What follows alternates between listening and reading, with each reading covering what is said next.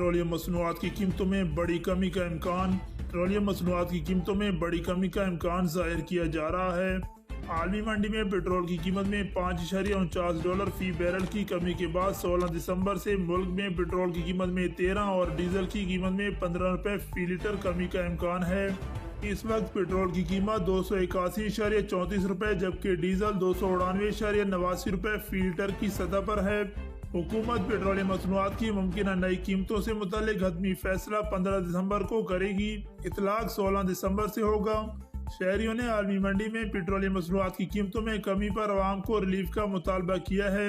वाज़ेह है कि दिसंबर की पहली तारीख को भी पेट्रोलियम मसनूआत की कीमतों में बड़ी कमी का इम्कान जाहिर किया गया था। ये थी अभी तक की ताज़ा अपडेट। मज़ीद अपडेट जानने के लिए हमारे चैनल को सब्सक्राइब कर दें, साथ ही मौजूद बेल आइकन को भी ऑल पर प्रेस कर दें ताकि इस तरह की मज़ीद अपडेट्स आप तक बर वक्त पहुँच सके।